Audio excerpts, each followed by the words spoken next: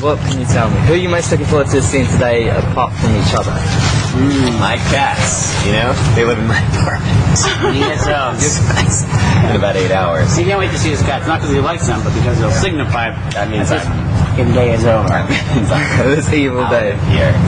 I'm most excited to see Coldplay. I've never seen them before, and they're pretty fucking popular, and I bet it's for a reason. I've heard a lot of good things. Zane Lowe talks about them constantly. That's not necessarily signifying a good thing, though, is it? Popularity? Yeah. No, Zane Lowe. Oh, Zane Lowe. Yeah. Wow. It's true. Zane Lowe does like a lot of body-destroying drugs. Those are hardly things I would take up. But Coldplay seems, innocuous enough. But, this is a good example, is, as with all the drugs that Zane Lowe has recommended, you'll try everything once. I'll definitely try it. So, why not do that with Coldplay as well? Exactly. I always feel stupid not being able to at least discuss these things with him when he raves about their, potency or sonorousness, depending on what we're talking about. Drugs and Coldplay. Okay. Drugs, Zane and Coldplay. Pick of the week. Drugs and Coldplay. Do you think you'll get all three today? Maybe. Yeah, what? What was the third thing? Yeah, well, Zane Lowe, drugs and Coldplay. Zane Lowe won't be around today, as far as I know. Maybe we could call him. In fact, I was reading on his Twitter yesterday that he has just pulled his appearance at some, I think, Scottish festival this weekend. I think he's doing something on Friday, something Saturday, and something Sunday, and he pulled his Sunday appearance, which is somewhere in the northern UK region. Scotland. Did he give an excuse? Yes, he said things were starting to look very full on this weekend, and several people, including me, decided that it would be best to Did you think there's going to be like a race war? What did you mean? just really full on for him. And he also mentioned some vague health issues, nothing serious. A little drip down there. Anyway, moving on. The leaky faucet. So, from your brain trust mastery, a lot of the reviews were saying you're departing from your sound and weren't that positive about the fact that you were I departing would from say your a sound. lot is very strong. I would only argue. Sorry, okay. I believe you may have read few. a review or two. That said, Yeah, a review or two. Let's not put it in the official record. No, There's a lot of reviews. No. How many do you think there were more than 3? That's a lot. That is a lot. That's a lot. I would say there were 3. Okay, so not that many then. Okay, a few. Yeah. So, does it annoy you that people try and You hello souls. you evil people? Yeah. Do you think it annoys you when people try and want you to keep you doing the same thing? It doesn't annoy Freeze you and Think of the box. It doesn't annoy me. I think it's hilarious. I love to see people try. Just bat him away. Bat him away. You think it annoys Mike Tyson when people try to fight him? He's like, this is great. Gunk. He needs opponents. What the fuck would he do at this time otherwise? He wouldn't be famous, and neither would we, unless we had those 2 critics who had said our last record was a bad move. And the fact is, anyone who's stood in the way of evolution and change throughout history has inevitably fallen under the grinding wheels. Sometimes I literally. Literally. Of civilization and even nature. Those 2 critics will be no different. Okay, brilliant. And Steve and Jay-Z. Those are the 2 critics. Is that Steve, Jay-Z's brothers? Is Steve Z? Is that what you're saying? No. 2 different guys. Steve and Jay Z. Steve Jenkinson and Jay-Z. so you won't be working with Jay-Z anytime soon? Well, if he revises his opinion of our sophomore album, we don't hold a good. we would be We open don't to hold a it. Yeah, it is I do think that it was more of a slow burn than our first record.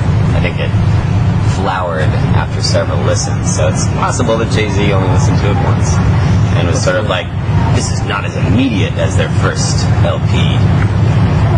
Idiots.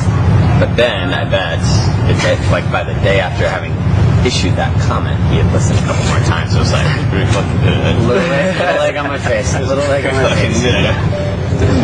And I saw in your MySpace that you're listing like lots of influences of the animal variety. Like, what is your biggest influence?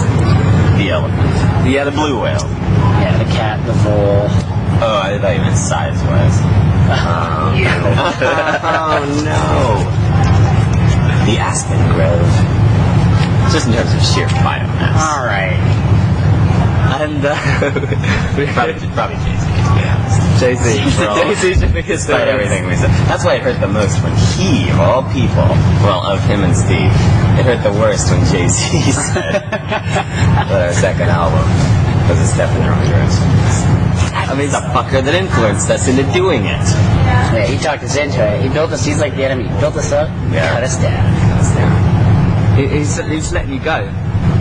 Yeah. He really did. So I think it was all fairly strategic. We were becoming a problem for Jay-Z. We get a lot of drunk late night phone calls from Jay-Z. Talks about Jay-Z, right? So we saw you appear with Lightspeed recently. You did not. I know that's a lie. I didn't personally.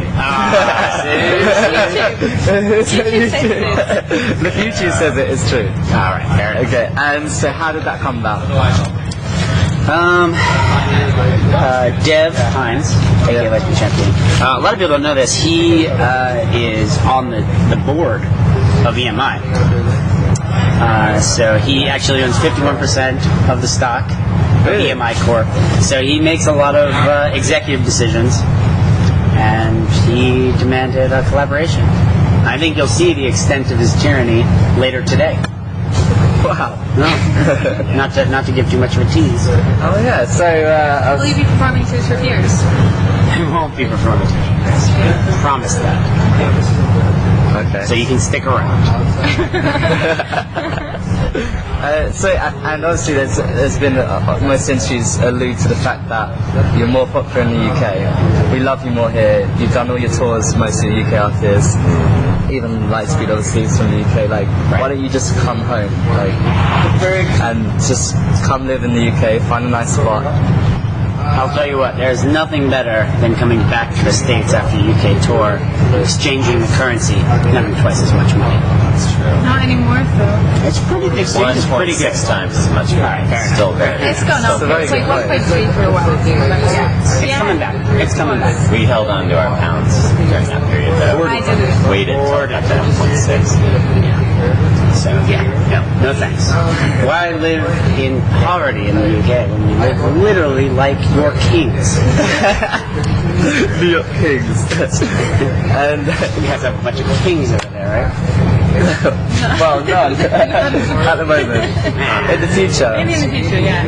maybe it's a bit more democratic. Bit of an oversight. You can maybe marry into it. Don't think I won't try. So yeah, so you're living in Brooklyn, right? I live in Manhattan. He lives in Brooklyn. Oh, okay. Does it spur you artistically? No, it actually cripples me artistically, and I have to leave to write this next record. True story. Yeah, I moved to Athens, Georgia for the summer. I was getting no work done in Brooklyn. Too many parties. Too many parties. Fact of the matter is, Why do you think you're so popular in the UK? Like, what do you think the difference in the two scenes are? Is there a major difference, or do you feel that at all? Because I think for us, coming from the UK to here, we notice a big difference.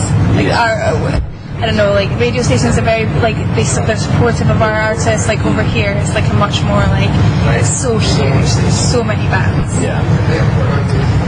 Yeah, that's true. I mean, the radio. I think the scope probably is at the bottom of it. I mean, Yeah. you're talking about 350 million potential listeners versus what, like 30 million?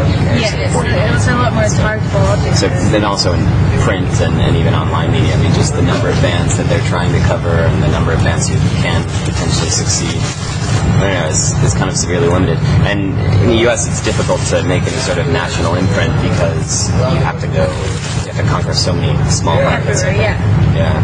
So I don't know. Unless I feel like here it's much more of an all or nothing deal, where if you happen to get on national radio, you're fine.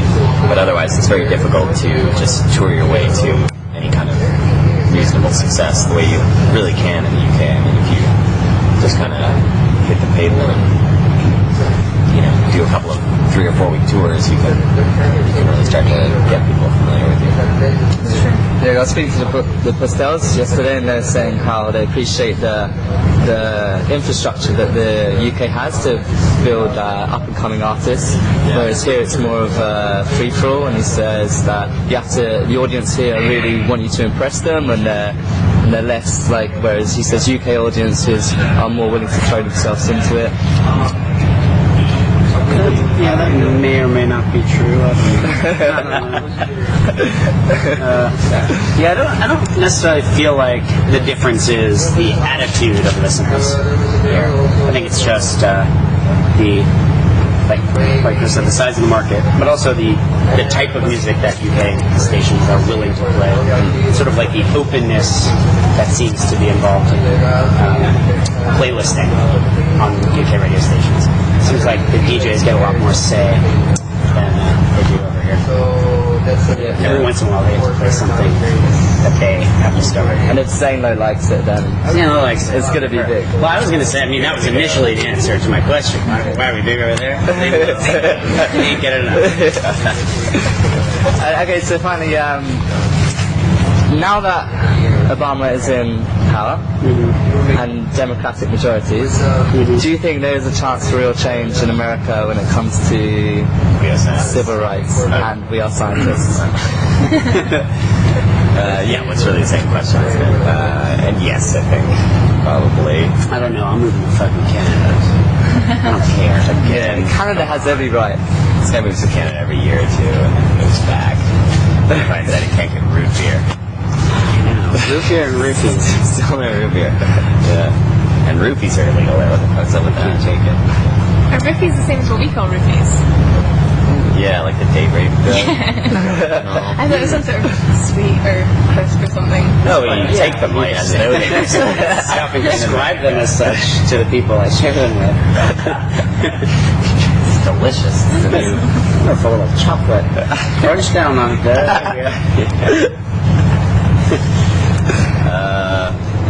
Yeah, I don't know. Civil rights, probably. Probably. I thought I'd try and get a serious answer. It's clearly a step in the right direction. I don't think any sort of panacea has been found. Having a black president certainly doesn't really change people's attitudes overnight. I think what it is sort of an indicator that more people than many of us realized are actually not completely ignorant and fucked up. Like, I think for the Bush years, a mounting suspicion existed in the world that Americans were complete fucking idiots, including on both coasts. we also had that suspicion, and just the fact of Obama's election has been, I think more than anything, just a huge relief that, okay, our country's not completely fucked. There's hope, but it certainly doesn't indicate that there are no longer a fuckload of racists all over. I mean, I won't name names, but one of them is sitting with you right now. Canada. Where everybody's white. The Sotomayor thing really pushed me over the edge. Yeah. He was really upset about that. So, how do you plan to celebrate tonight? You're going to see your cats. I'm gonna snuggle with my kitties. Keith. Just kava. Tons of kava. Yeah.